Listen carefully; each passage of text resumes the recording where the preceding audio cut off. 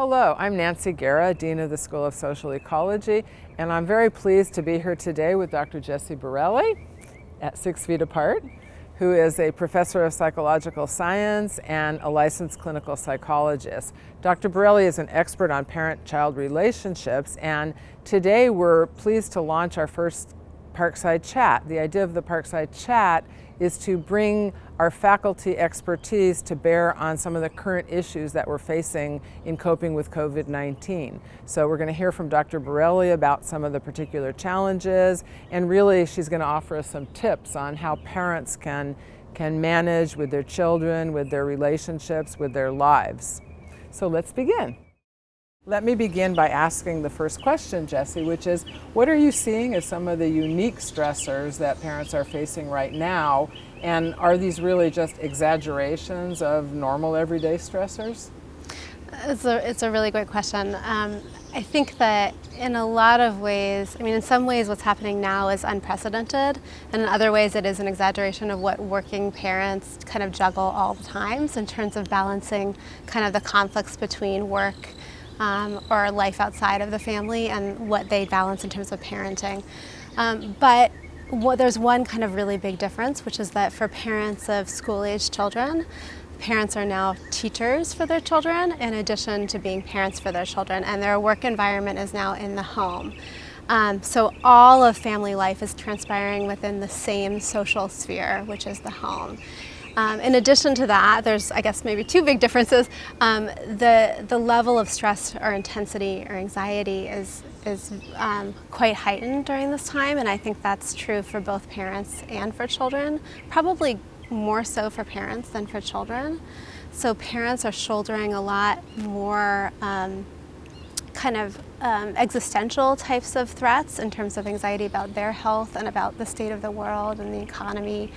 And then also worrying about their children and their children's well-being. And their children have lost a lot of things as well. They've lost their school environment, they've lost their friends, they've lost some kind of sense of stability. And I think the particular stressors that each family faces kind of vary, but then there are certain types of things that are different as a function of children's developmental stages as well. So, like, for example, school-age kids, I think, have different challenges than very young children and also than high schoolers.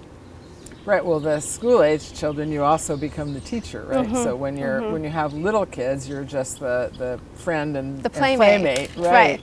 And those kids are much more blissfully unaware, I think. They have no idea, at least the parents I've talked to, those kids really have no idea what's happening in the outside world. They might miss their parks, and some of them miss their friends, but they really have no sense of what's happening.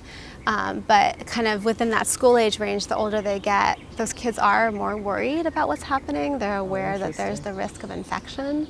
Some of them know kids who are sick, other kids who have gotten sick or have family members who have gotten sick, and they're concerned about getting sick themselves. And they also have more awareness, more connection to friends, so they miss things. They miss their teachers, they miss their playmates, and they miss their routine, and they have a connection to life outside of the home, so then there's something to lose. And I think they're also, to a certain extent, a little bit more clued into their parents' stress levels, so that when their parents are acting differently, which I think parents are acting differently, then they become aware of that and aware of kind of a heightened level of intensity. So they worry more, not only about themselves, their friends, their parents, and what's happening in the world. What's happening in the world. I think everyone can feel that there's something really different happening. So maybe it's easiest for parents who have little kids, but now what about if you're trying to get work done from home and you have toddlers? How are parents managing that? Or if both parents are working and they need to work from home, have you seen or talked with families that are trying to manage these stressors? I've talked to a lot of clients and also a lot of friends and just people that I know, and I think it seems like a lot of families are doing kind of trade-off types of things where one parent works for part of the day, they do shifts, and the other parent works for other parts of the day. And unfortunately, I think the cost comes at the level of the couple. Or at the level of the parents themselves. So I think what we're going to start to see, if you haven't seen it already, is tremendous levels of parent burnout or couple-related kind of costs where the couples themselves aren't connecting with one another, which isn't good for families in the long term. Or the parents themselves, they don't get time to kind of have downtime to do things like self-care or exercise or take time to read a book or things like that. Because, you know, when people are starting to work, you know, I work these 7 hours and then you work these 7 hours, then those get into evening hours, right? Or weekend hours, and then you lose whatever time that you get as a parent. So let's shift a little bit Yeah. into maybe what strategies could you recommend as a clinical psychologist and as a faculty member here. What do you think would be most effective both for dealing with children, maybe in the different age groups, as well as for dealing with maintaining a healthy relationship with your partner? Yeah, I mean, I think that one of the things that I think makes this challenge, this time really challenging, is that nobody's been able to give clear information about how long things are going to last.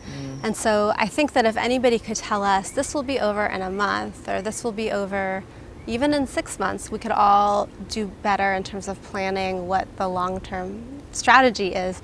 But I do think it's a really good time to reprioritize things in terms of what are our work-related goals and values and what are our home-related goals and values. And I think that if you can do that and kind of come up with some values or goals that you can use that are simpler, then you can use those to kind of guide your behavior. And I think that that kind of helps to bring things into focus a little bit in terms of, for instance, like saying something like, it's no longer important to me to accomplish everything that I'm setting out to do. I think a lot of parents, at least at the outset of this, we're trying to do everything, still be everything to everyone, accomplish everything that they're trying to do in their work life and also in their home life, and also be everything to their friends. And it's just not possible to do everything, right? So if you kind of say, I'm at this time in my life, this is going to be the season of my life where I'm only going to be able to do these 3 things, right? In my work life, I'm going to be able to keep afloat this type of thing, or I'm going to only be able to keep afloat this. In my parenting, I'm only going to be focusing on keeping my children healthy and keeping them psychologically connected to me and feeling safe, for instance.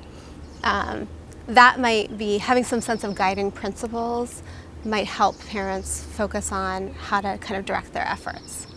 So that would be maybe a first recommendation, would be for each kind of parent to identify within themselves what are their goals that are guiding their behavior during this time. And those might be different than what their goals are during the rest of their lives.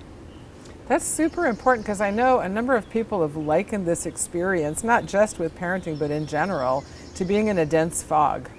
And you can't really see where you're going. You don't know what the end point is. You just have to get through it. And I know the challenges beyond parenting of just, we have no idea if this is 5 days or 5 months or 2 years. And I always liken it to it's being stuck on the tarmac in a plane. And if the captain comes on and says, well, we're delayed and we have no idea how long we'll be delayed, you'd be very frustrated. You'd like it better. We're delayed and it should be 45 minutes and I'll update you, okay, 15 minutes more. And I think this ambiguity is causing so many problems for people. So maybe if parents can try to reduce that within what they control and say, this is what I want to get done, that will help give you some clear guidance, which is what's missing. I think also you're talking about self-compassion.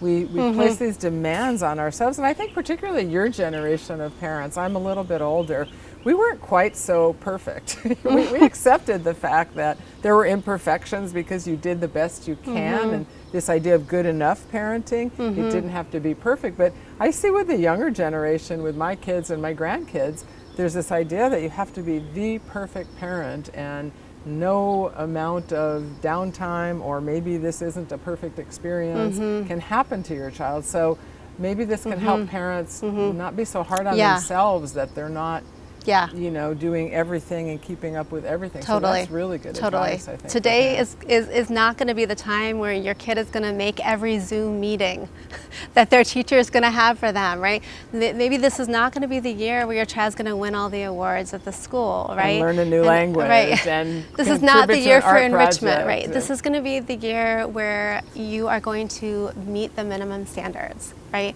And this is not going to be the year where you're going to win the awards at your workplace. This is going to be the year where you're going to survive. And also thinking about, like, what are your goals in terms of, like, what do you want your child to come through this experience with? What are the messages you want your family to emerge from this experience having learned, right? And your community to emerge from this experience having learned. And I think that's going to differ by family. Maybe for me, it might be something like, I want us to emerge being stronger as a family. I want us to kind of get through this feeling like we've come through this together as a community, or something like that. But that might be different for every family and for every community, right? But I think that it'd be good to identify what is it that you're going for, and then to shoot for that and try to let go of other things. And now you talked about the stressors of two parents trying to kind of share the responsibilities, but assuming they're both working from home. I know your husband's a first responder, and he's a first responder in a dangerous occupation. How has that been for you? Has that made it even more difficult than if he were also working at home? Because you're worried about him, or? Yeah, I mean, I think that it's a trade-off. I think that there are ways in which it's definitely made it more difficult. I do worry about him, and I think some families, we know of some families that won't let their husbands come home, for instance. They're making them stay outside the home. And we're not choosing to do that because we'd rather have him come home. But in other ways, I think it's easier than other alternatives. Like, for instance, I'd rather have him be working than not working, and be worried about him not having a job. Like, I'm grateful that we both have jobs right now. And so another strategy, I think, is counting your blessings and having gratitude. That's really good right now, and it makes you take stock of just how fortunate we are that, I always say the same thing too, that we're not living in a war zone. There aren't bombs being dropped and we're stuck, you know, inside for 6 months, and if we're afraid to go out because we'll die because a bomb will be dropped on us, and that you really never know when it will happen. We're just being asked to adjust for the benefit of everyone. And I think there is a silver lining in that we realize that we're all part of this common humanity. Totally. And that we have to realize that even, you know, wearing a face mask, for example, in a public space or in a supermarket is really about protecting other people from you just as much as it is about protecting you. So this idea that there are silver linings. Are there some other silver linings that you've seen in your own experience or with the families you work with? In terms of parenting and parent-child I mean, I think that it's given a lot of families, like, boredom is kind of interesting because I think it gives people, like, opportunities being trapped in the same house. It gives people opportunities to get to know parts of each other that they wouldn't otherwise get to know. And like, siblings have gotten closer. In my own family, 2 of my kids have gotten a lot closer to each other than they were before. And in unanticipated ways. They've developed a lot of new games with one another, and my kids have gotten really good at rollerblading, and I have gotten really good at rollerblading. Well, not really good. That's an overstatement, but I've gotten better at rollerblading. And with other clients that I've worked with, for instance, there have been kind of new conversations that families have had, things that people have shared that they, I think, wouldn't have gotten to the point of feeling comfortable sharing with one another. But by virtue of the fact that they've spent so much time together now, they've kind of eased into having those conversations. So I think that that's been a nice thing that's happened as a result of this. And then there have been other things that, for example, I've learned about my own kids. Like, one of my kids, I've learned that he does a lot better doing his schoolwork in the later half of the day than in the first half of the day. And I don't think his teacher would ever have noticed that about him. Oh, because there are 30 kids in the classroom. How would you notice that about him? But I've noticed that about him because I'm his teacher now. And that's helpful to see that about him, just because I can see he focuses a lot better in the second half of the day. That's really interesting.